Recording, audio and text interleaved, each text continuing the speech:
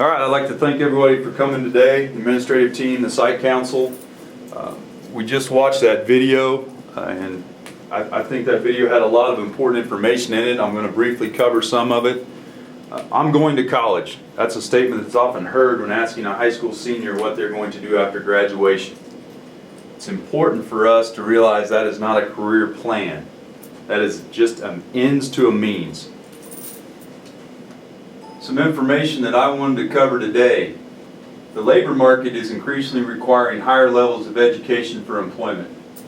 It's estimated by the year of 2020, 71% of all jobs in Kansas will require a post-secondary credential, which just means certification through an advanced degree. So that means they can go to a vocational school and earn an 18-week certificate or anything clear through a master's or advanced degree. Currently, just over half of working-age Kansans have a post-secondary credential. So that means for us to get to where we need to be, we need to improve at least a minimum of 21% off the current data. Most job openings will be for a middle skill job requiring more than a high school diploma but less than a 4-year college degree. As we noted in that video, they used the 1-to-7 ratio. For every one job that's required with a degree of a master's or higher, there'll be 2 jobs that requires a bachelor's degree and 7 jobs that require middle skill or certificate. Some obstacles that we have to get away from if we're going to be successful with this individual plan of study. It's that 4-year bust mentality.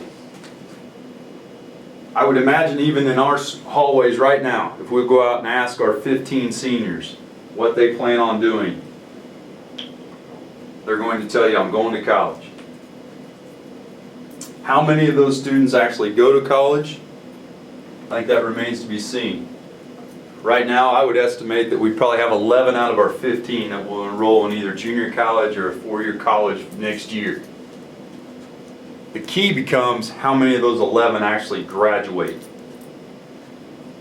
That gets us into the second obstacle, that higher cost of higher education. It's not getting any cheaper.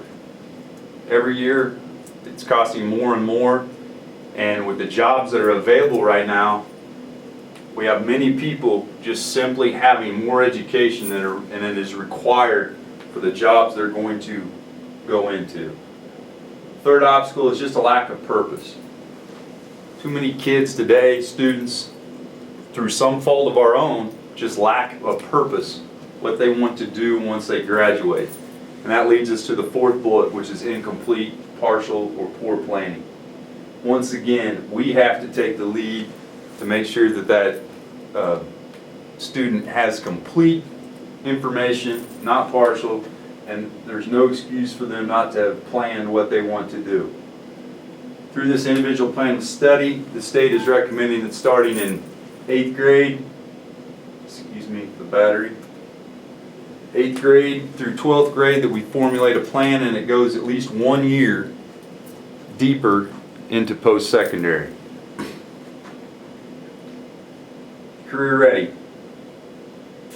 The individual plan of study is going to allow an exploration of all forms of post-secondary education.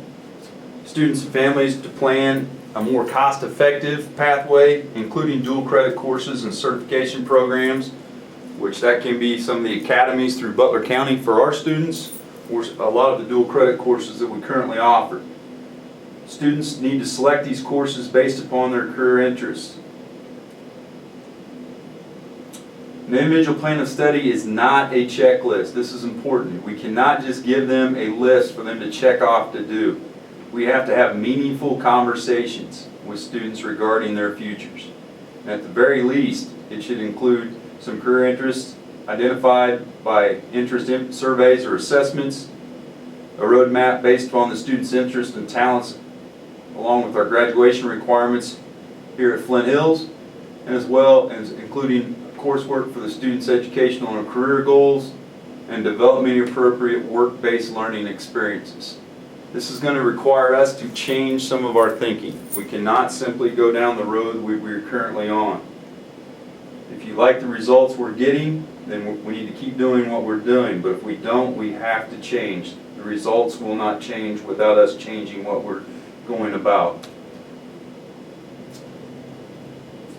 Gets down to that piece. It's going to take authentic relationships and authentic conversations to help our students reach their goals and even identify what their goals are.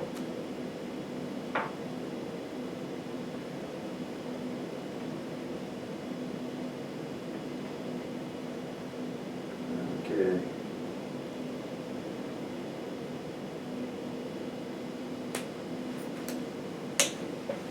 Looks like the computer decided it doesn't like I have one close. what we're doing. So I'm going to see if I can, excuse me folks, technology sometimes